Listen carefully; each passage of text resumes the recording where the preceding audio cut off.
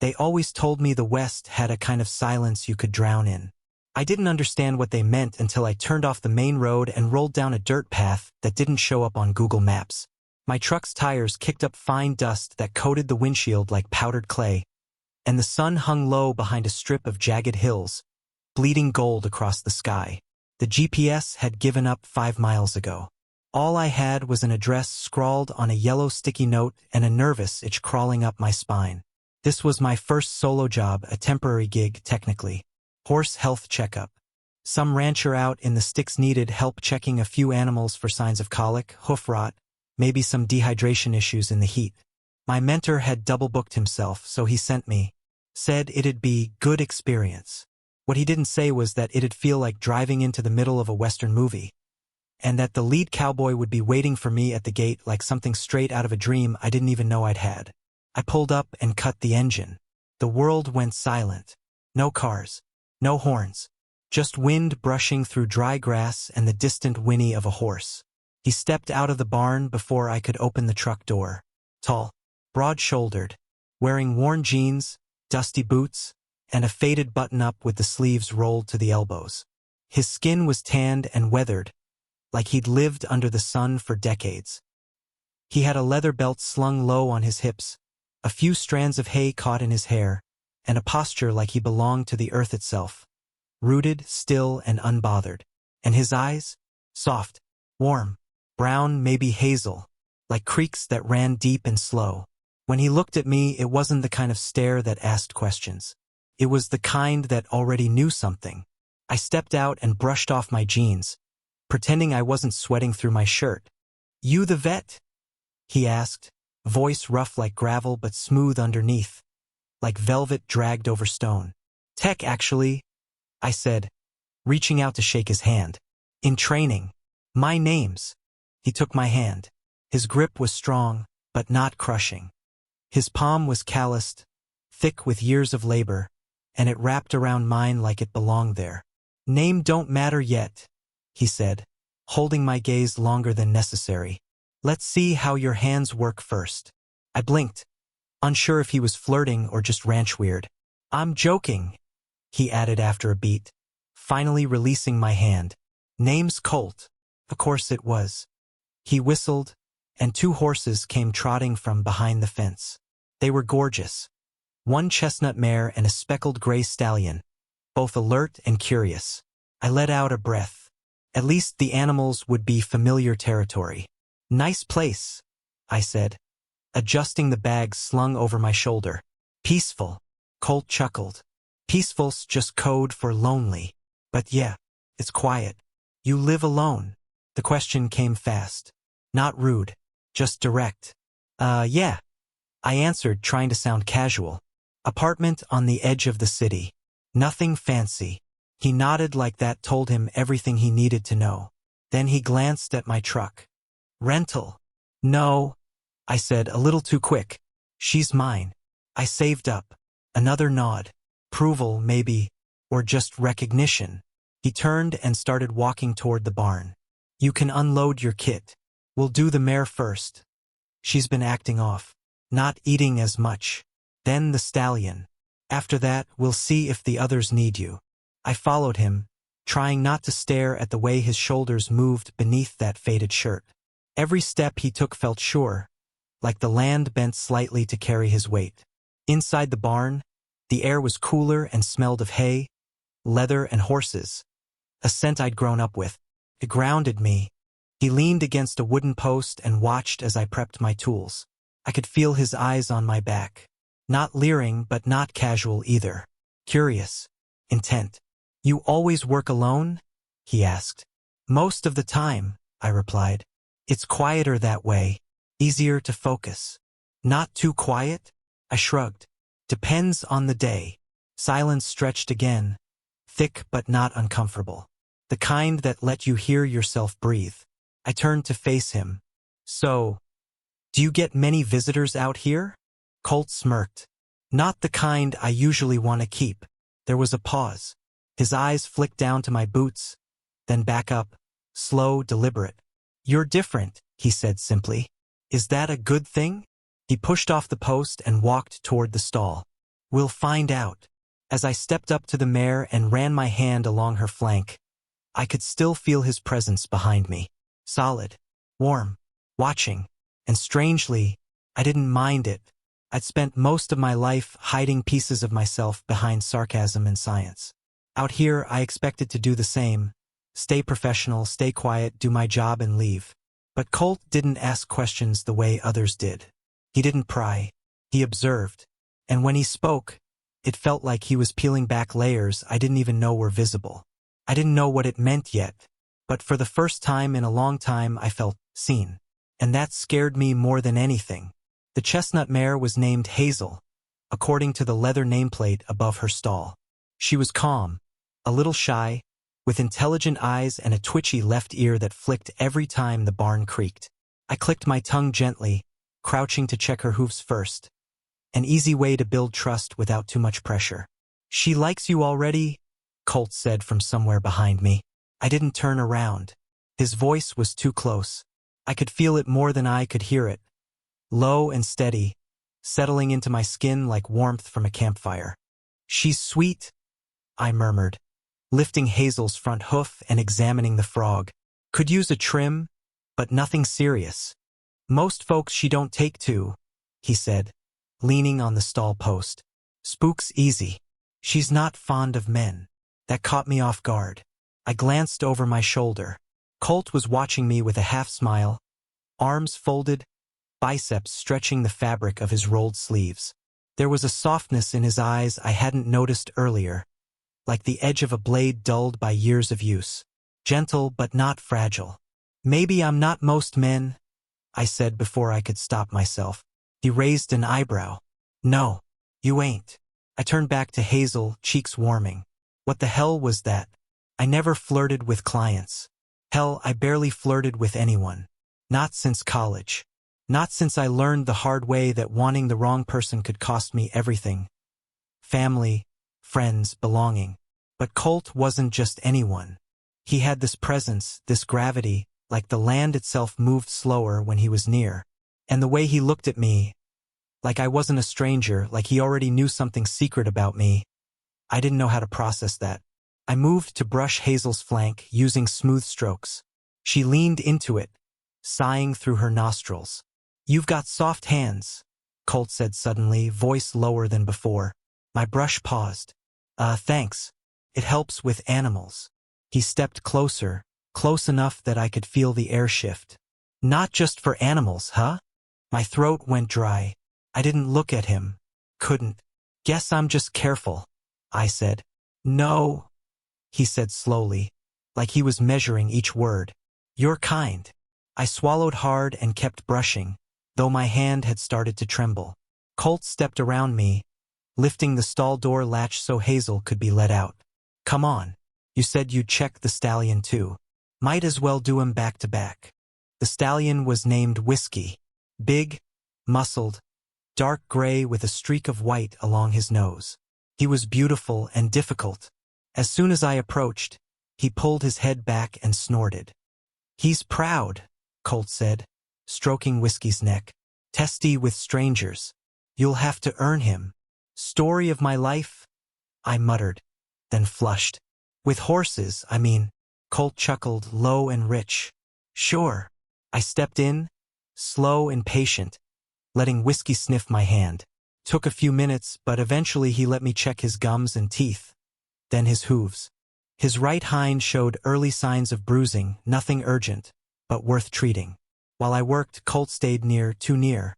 His boots kept brushing the straw behind me, and once, I felt his breath at the nape of my neck when he leaned down to grab something near the tack box. It wasn't accidental, I could tell, but it wasn't aggressive either.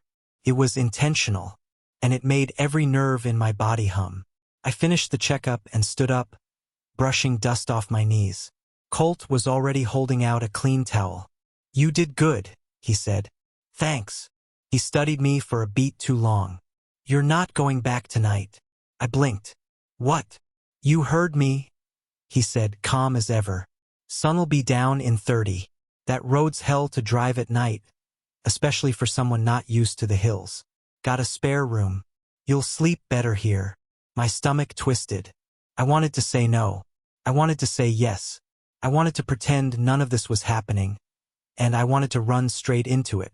I searched for a reason to leave. I didn't bring a change of clothes. Colt shrugged. You won't need much to sleep in. That did it. My face flushed so hot I could barely think. He chuckled, turning toward the barn doors. Relax. I ain't that kind of cowboy. Not unless you want me to be. I didn't answer. Couldn't. He paused at the doorway, sunlight cutting across his silhouette. Dinner's at 7, he said. Guest rooms down the hall. Sheets are clean. And with that, he disappeared into the light. I stood there in the quiet, heart racing, hands still clutching the towel like it was a lifeline. Some part of me knew I should leave. But some deeper part, some part that hadn't been spoken to in years, whispered, stay. So I did. The ranch house was quiet when I stepped in. Wood floors creaked under my boots. The place was older than it looked. Low ceilings, heavy beams, and walls the color of warm clay. A stone fireplace flickered in the corner, not for heat, but for company. It cast soft orange light across the leather couch and a small, worn rug. The whole place smelled like pine, old books, and something savory drifting in from the kitchen. Colt was already at the stove, flipping something in a cast-iron skillet. His back was to me, shirt sleeves still rolled up, hair slightly damp like he'd just rinsed off the day. You eat steak? He asked without turning around. Yeah, I said, easing onto one of the bar stools at the small wooden island. Potatoes too? He nodded. Wouldn't be real food without 'em. I watched him cook, trying not to stare at the muscles shifting in his shoulders, the way he moved calm, practiced like everything he did came from instinct. There was a kind of silence between us that wasn't awkward, just loaded, like the air hadn't decided whether it was heavy or electric. He plated the food, poured 2 glasses of something amber, and set them on the table. Whiskey? I asked, eyeing the glass. Cheap bourbon, he replied, pulling out the chair across from mine. But it gets the job done. I took a cautious sip. It burned a little, but it grounded me. Maybe that was the point. We ate mostly in silence for a few minutes, just the sound of forks scraping ceramic and the occasional crack from the fire. The steak was surprisingly good. Juicy, peppered just right.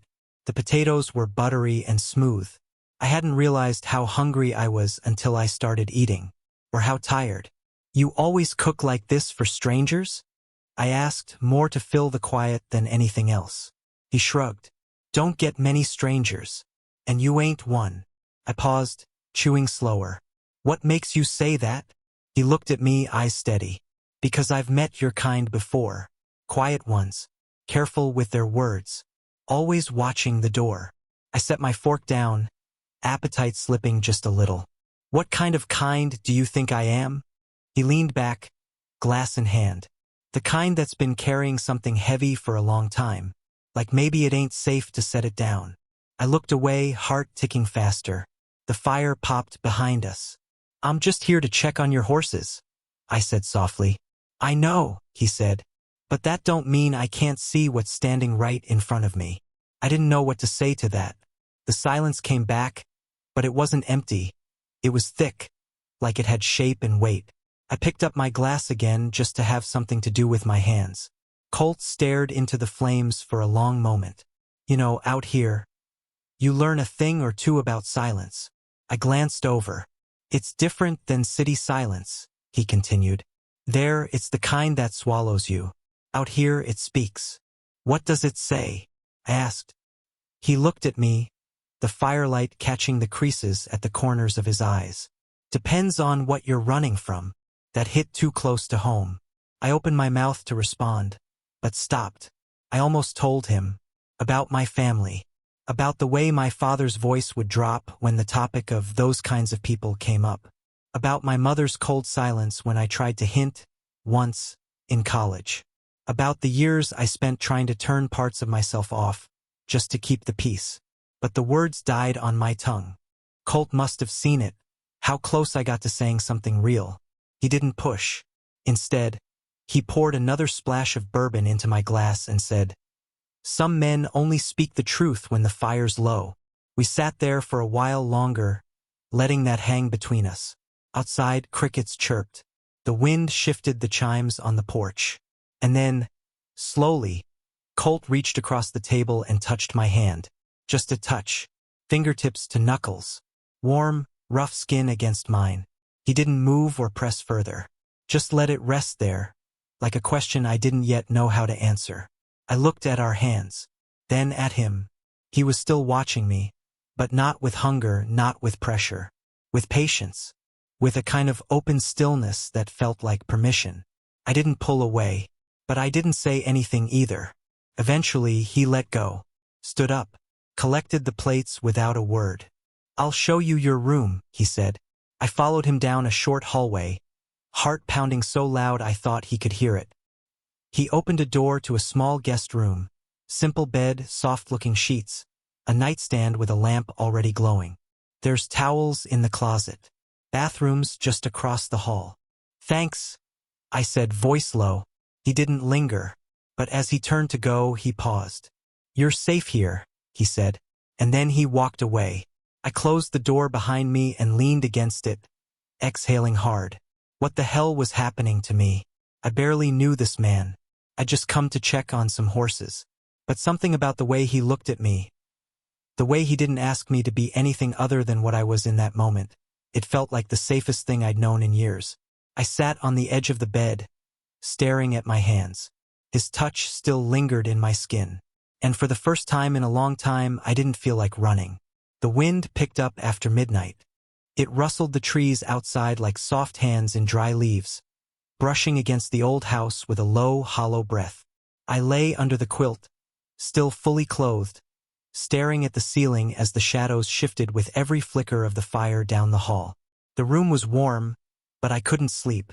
My skin hummed with too much thought, too much of him. His voice, his hand on mine, the way he didn't push, just made space. And how, for the first time in what felt like years, I didn't feel like I had to shrink to fit someone else's comfort. But still, I couldn't sleep. I turned over. Then again. Pillow too hot. Air too quiet. My mind replayed dinner in a loop until, creak, my breath caught. Footsteps. Slow. Heavy. Familiar. I sat up, heart racing. The door eased open with a long, low groan. And there he was, Colt, backlit by the hallway glow. His shirt was gone now, just a white undershirt clinging to his frame. His boots were off. He looked softer somehow, without the barn dust and belt. He didn't say anything right away, just stood there in the doorway, looking at me like I was already something he missed. I didn't speak either. After a long moment, he stepped inside, gently pushing the door closed behind him. The room seemed to exhale.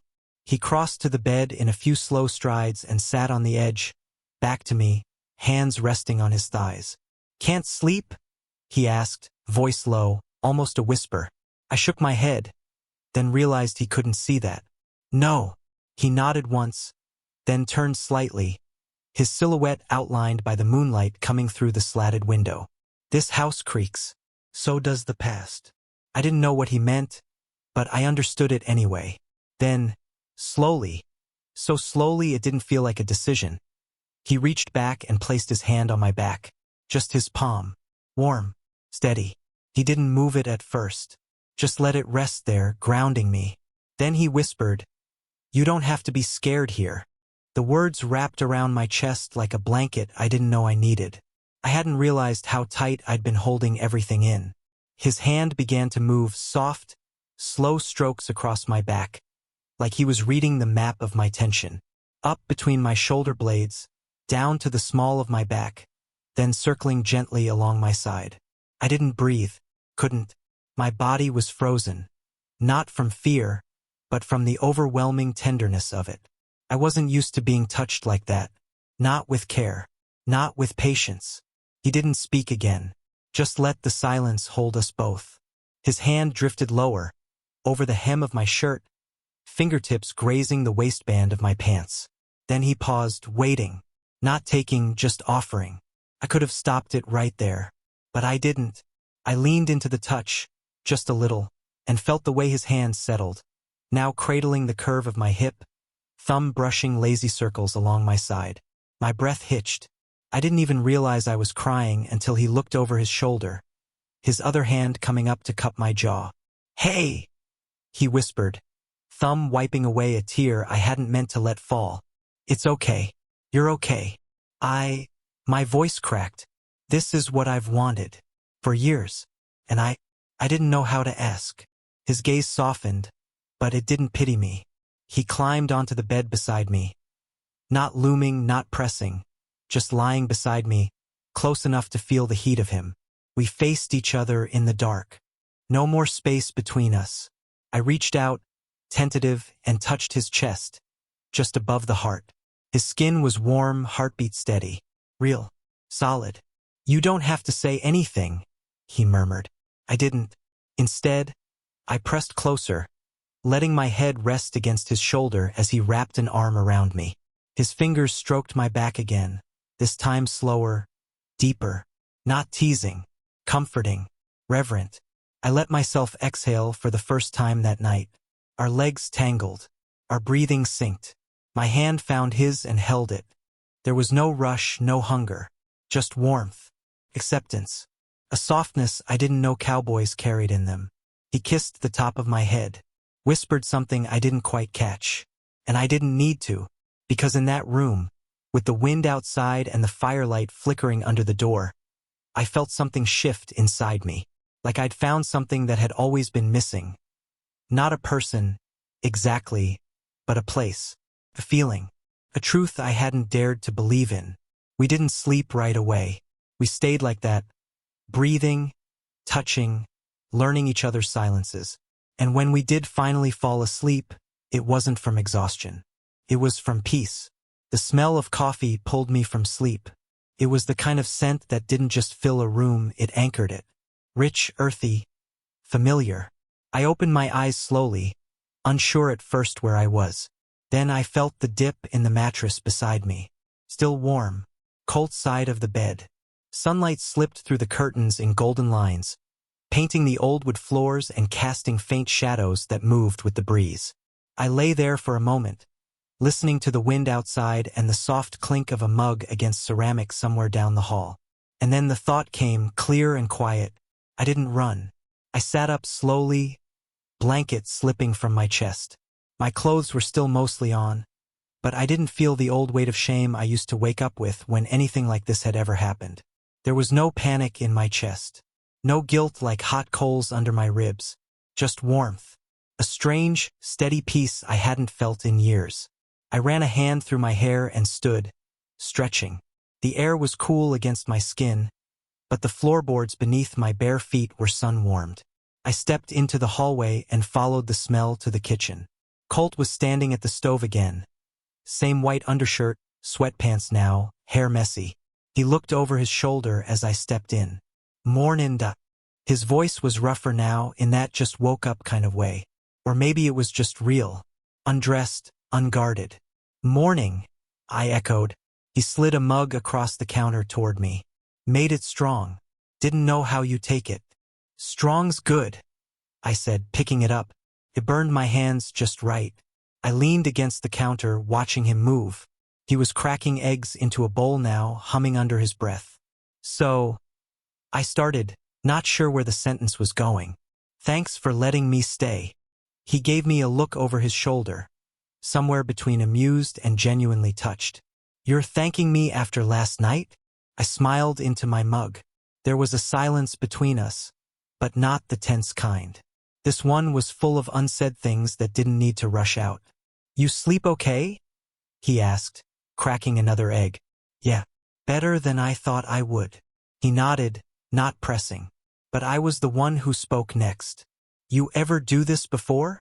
I asked. "Let a stranger stay?" He hesitated, then said quietly, "Not in a long time."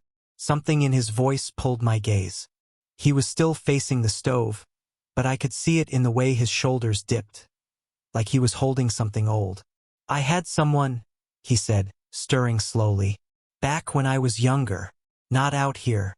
Back east." He paused. "He left." "Why?" I asked. "Because I couldn't ask him to stay." His voice cracked just faintly. I was scared. Scared of being seen, of being known. So I let him think he didn't matter. And he believed me. He turned, resting his hands on the counter, eyes meeting mine. I promised myself if someone like him ever showed up again, I wouldn't make the same mistake. My throat tightened. I'm not him, I said, unsure if it was a warning or an apology. He nodded. I know, but you carry the same silence. I looked down into my coffee. The surface trembled, just a little, like my hands. My family, I said after a moment. They don't know. He waited. They hate people like us, I said finally. My dad used to say it outright.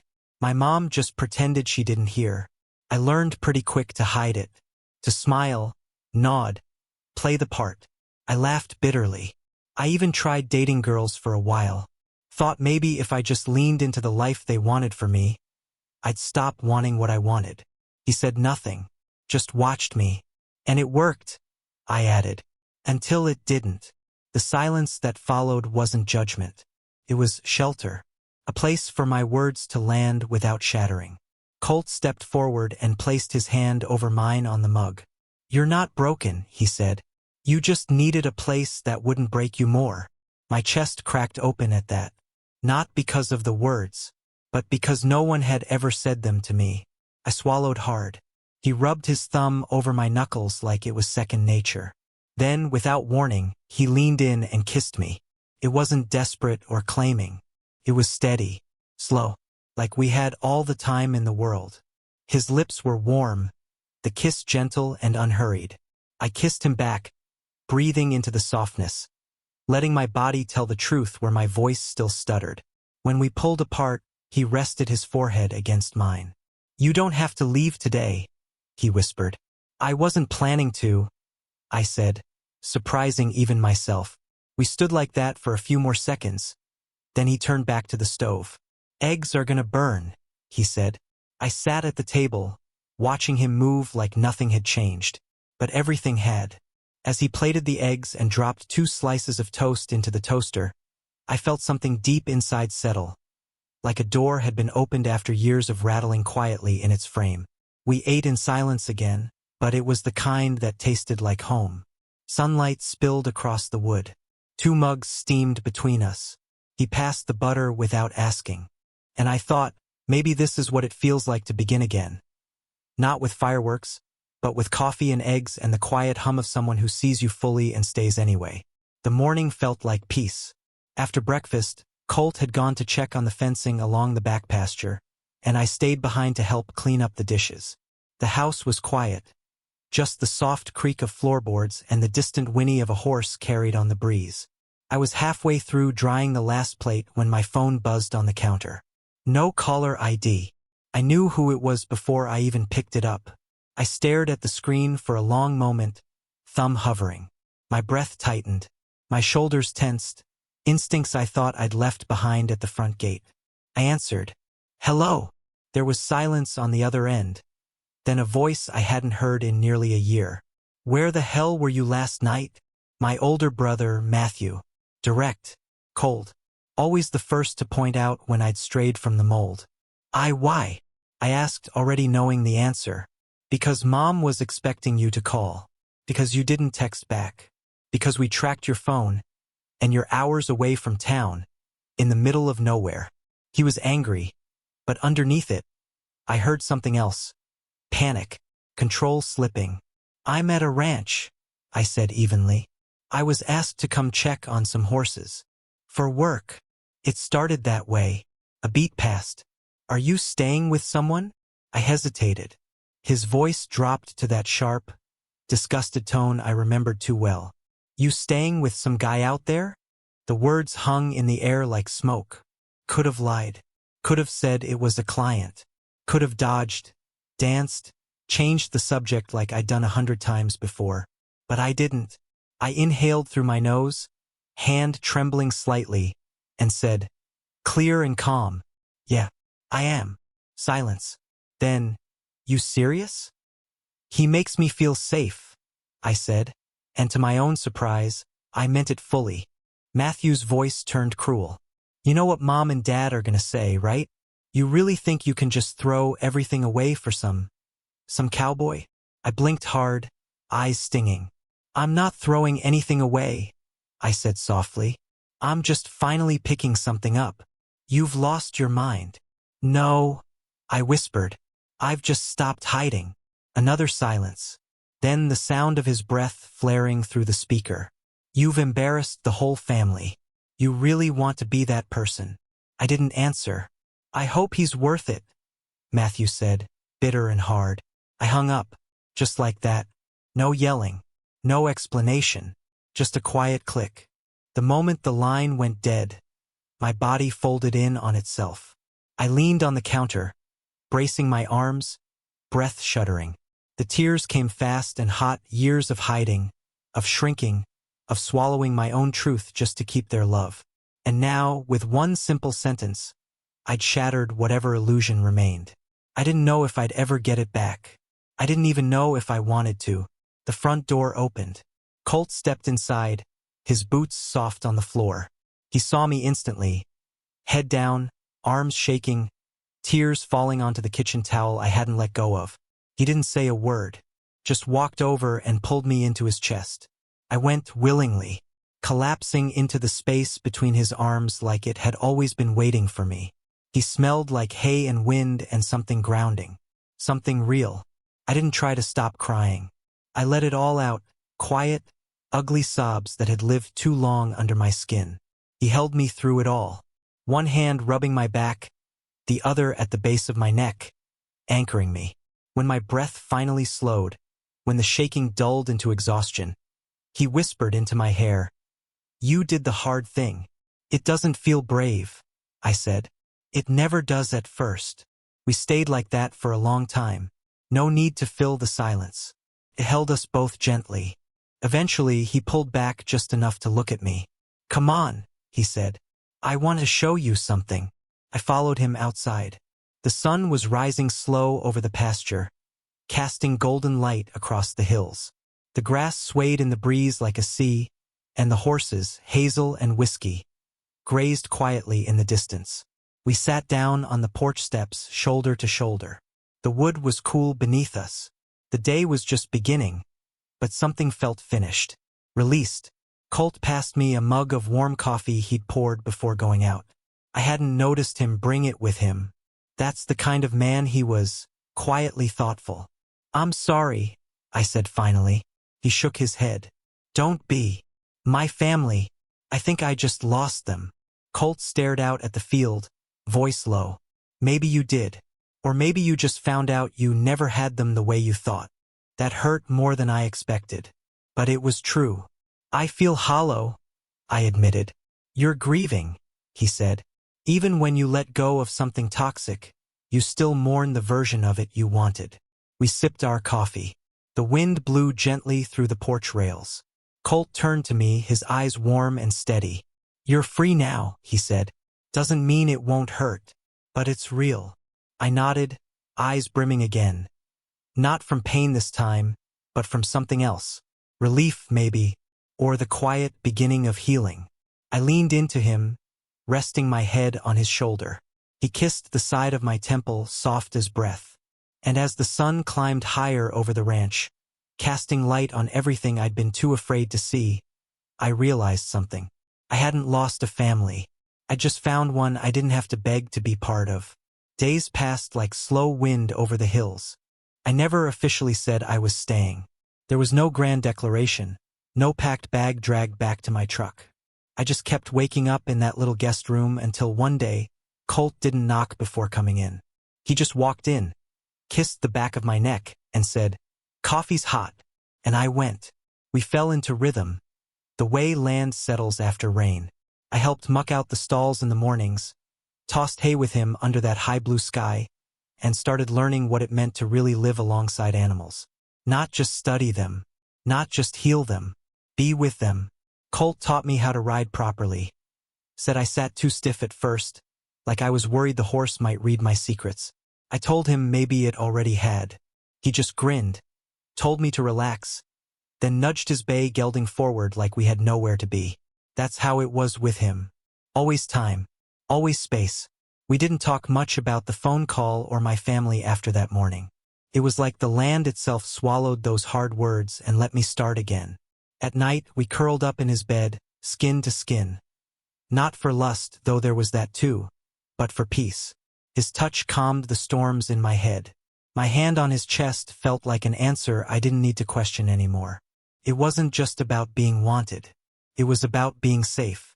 One afternoon, he asked me to help him build a new gate on the north side of the pasture. The old one had rotted halfway through, and the horses were starting to test it.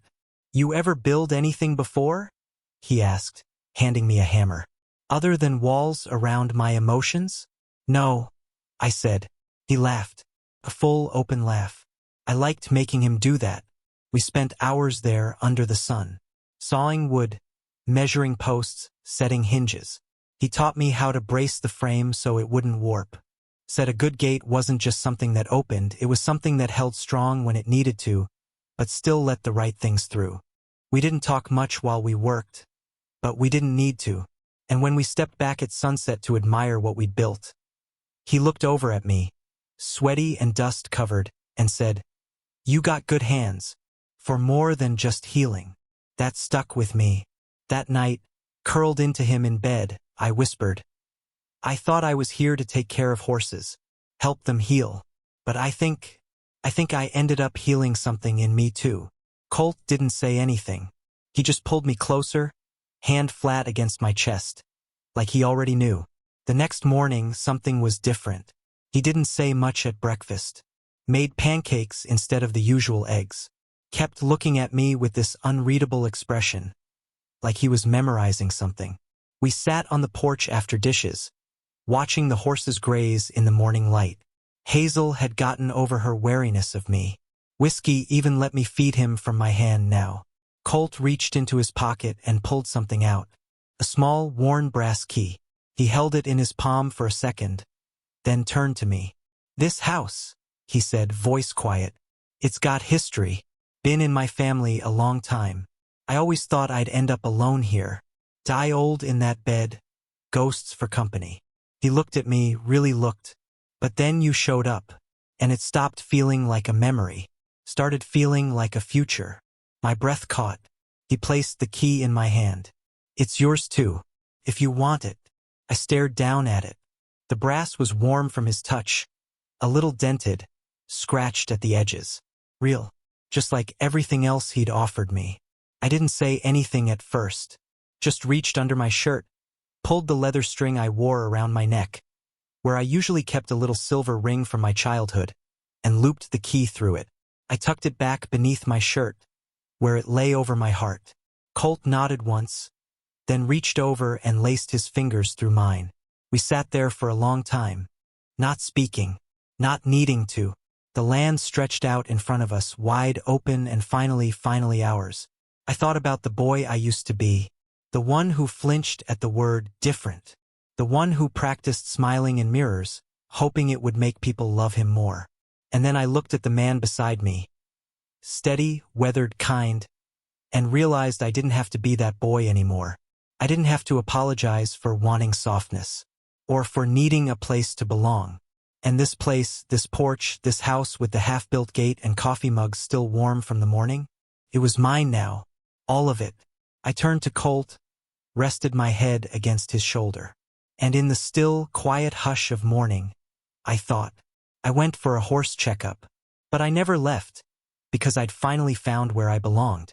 Have you ever found home in the most unexpected place? Or love in someone who saw the real you when no one else did? We'd love to hear your story. Drop a comment below and share your truth. This is a safe space for everyone who's ever longed to belong. If this story moved you, if you felt the weight of silence, the joy of healing, or the warmth of quiet love, like this video, subscribe to the channel, and hit the bell icon so you never miss another story that speaks to the heart.